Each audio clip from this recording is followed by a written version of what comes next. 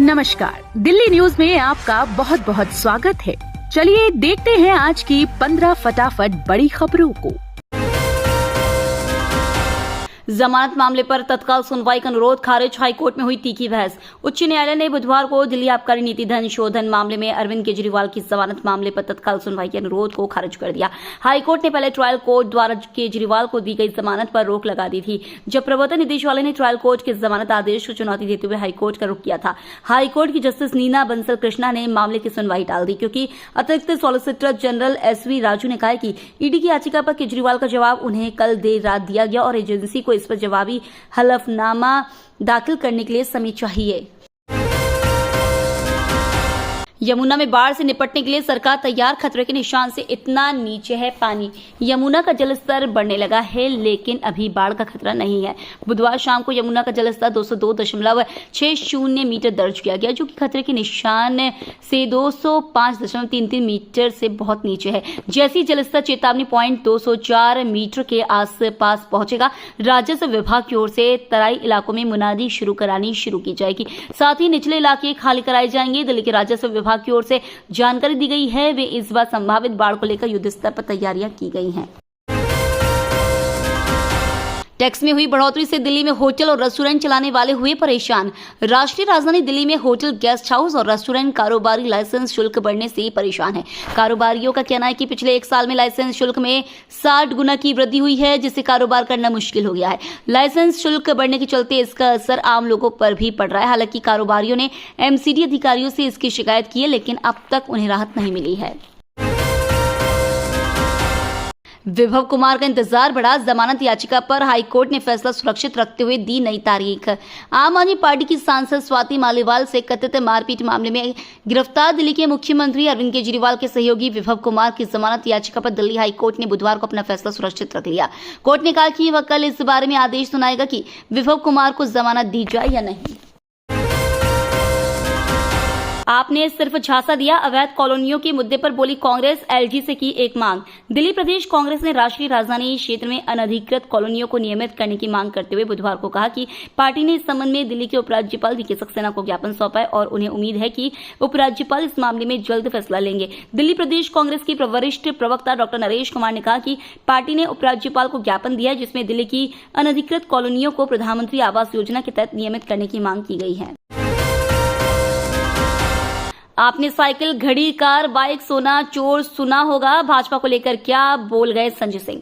दिल्ली सरकार के पूर्व मंत्री राजकुमार आनंद, उनकी पत्नी वीणा आनंद, आपके वर्तमान विधायक करतार सिंह तंवर समेत आम आदमी पार्टी के कुछ अन्य नेता भारतीय जनता पार्टी में शामिल हो गए, जिसके बाद सोशल मीडिया प्लेटफॉर्म X पर भारतीय जनता पार्टी पर तंज कसते हुए संजय सिंह ने लिखा कि आपने साइकिल चोर, घड़ी चोर, बाइक चोर, कार चोर, सोना चोर सुना होगा, लेकिन बीजेपी पार्षद चोर, विधायक चोर, सांसद चोर, पार्टी चोर है। सारे दाग चुटकियों में धुले, मोदी वॉशिंग पाउडर पहली बार सुनने को मिल रहा है। झटके पर झटका, मुश्किलों में घिरी आप तो साथ छोड़ने लगे अपने, अब तक 4 टूटे। कथित शराब घोटाले को लेकर मुश्किलों में घिरी आम आदमी पार्टी को हाल ही के समय में कई बड़े झटके लगे हैं।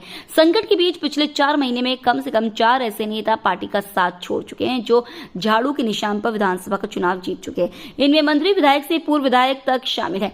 मंत्री पद पर रहते हुए राजकुमार आनंद के इस्तीफे से जो सिलसिला शुरू हुआ, वह अब तेज होता दिख रहा है। एक ही दिन में पार्टी के विधायक और पूर्व विधायक ने साथ छोड़कर भाजपा का दामन थाम लिया है, तो पिछले दिनों बागी बन चुके एक पूर्व विधायक को पार्टी बाहर निकालने पर मजबूर हो गई। बीजेपी का दावा, दिल्ली में बिजली 8.75% हुई महंगी। दिल्ली में बिजली की दरों को लेकर अब आम आदमी पार्टी और बीजेपी आमने सामने है। बीजेपी का आरोप है कि दिल्ली की अरविंद केजरीवाल सरकार ने चुपके से बिजली महंगी कर दी, लेकिन अब इस पर आम आदमी पार्टी का जवाब भी आ गया है। आपने कहा है कि बीजेपी की समस्या यह है कि जहां कहीं भी बीजेपी की सरकार है, वहां बिजली सप्लाई की समस्या दूर नहीं हुई है, लेकिन वो दिल्ली सरकार पर बिजली को लेकर तरह तरह के इल्जाम लगाती रहती है। दरअसल दिल्ली बीजेपी के अध्यक्ष वीरेंद्र सचदेवा ने एक प्रेस कॉन्फ्रेंस में आरोप लगाया कि केजरीवाल सरकार के कहने से BSES राजधानी ने 25 अप्रैल को DRC सचिव को एक पत्र लिखा। इस पत्र में कहा गया कि हम पुराने परिपत्र के आधार पर PPAC में 8.75% की वृद्धि कर रहे हैं। पीएम जन औषधि केंद्र खोलने के लिए सरकार देगी 2 लाख रुपए तक की मदद। हमारे देश में कई नागरिक ऐसे हैं जो आर्थिक रूप से कमजोर है, जिसकी वजह से उनके लिए महंगी दवाइयां खरीदना संभव नहीं होता है। सरकार आर्थिक रूप से कमजोर ऐसे लोगों के लिए प्रधानमंत्री जन औषधि केंद्र का विस्तार कर रही है। इसके लिए सरकार प्रधानमंत्री जन औषधि केंद्र खोलने के लिए प्रोत्साहन राशि भी मुहैया कराती है। महीने में 5 लाख रुपए तक की दवाओं की खरीद पर 15% या अधिकतम 15,000 रुपए का प्रोत्साहन दिया जा सकता है। इतना ही नहीं, स्पेशल कैटेगरी में सरकार इंफ्रास्ट्रक्चर डेवलप करने के लिए 2 लाख रुपए की मदद भी देती है। 6 न्यूक्लियर पावर प्लांट बनाने में मदद करेगा रूस। प्रधानमंत्री नरेंद्र मोदी के रूस दौरे के दौरान भारत और रूस के बीच व्यापार, ऊर्जा, जलवायु और अनुसंधान समेत 9 समझौतों पर साइन हुए हैं। इस दौरान रूस ने भारत में 6 नए न्यूक्लियर पावर प्लांट्स बनाने में मदद करने का भरोसा दिया है।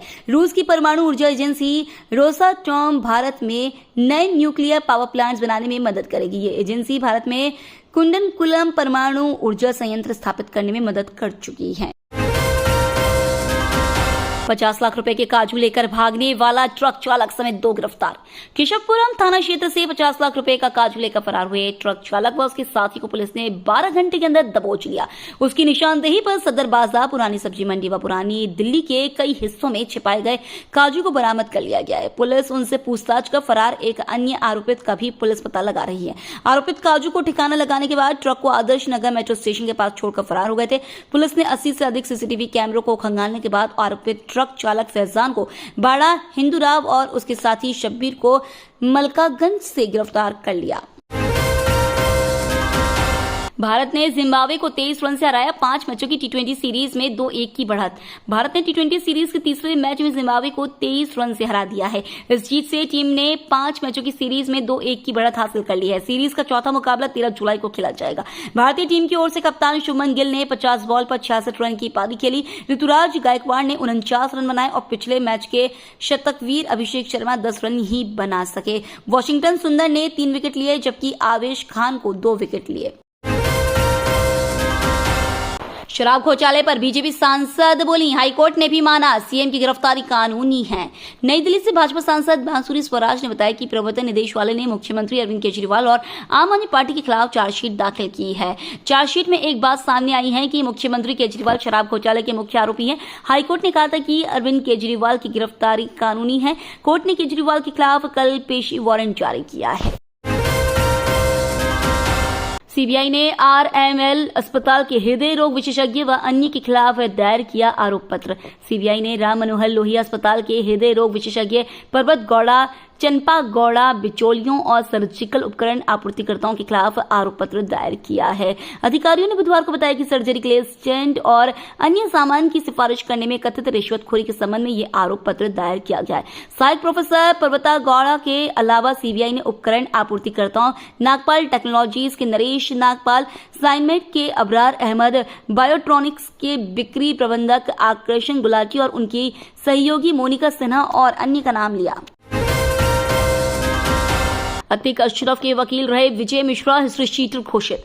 उमेश पाल व उनके 2 गनर की हत्या के मामले में एक और आरोपी की चार्जशीट खोली गई है। अतीक अहमद व अशरफ के वकील रहे विजय मिश्रा को कमिश्नरेट पुलिस ने हिस्ट्री शीटर घोषित कर दिया है। वह नैनी जेल में निरुद्ध है। उस पर आरोप है कि उमेश पाल हत्याकांड की साजिश में वह भी शामिल रहा। विजय पर आरोप है कि हत्याकांड वाले दिन उमेश पाल के कचहरी से निकलने के दौरान उसकी लोकेशन अशरफ असद को देने वालों में विजय भी शामिल था। दरअसल पुलिस कस्टडी के दौरान अतीक के करीबी खान सौलत हनीफ ने विजय मिश्रा का नाम लिया था। तो ये थी आज की बड़ी खबरें। डेली खबरों से अपडेट रहने के लिए चैनल को सब्सक्राइब करना बिल्कुल न भूलें। धन्यवाद।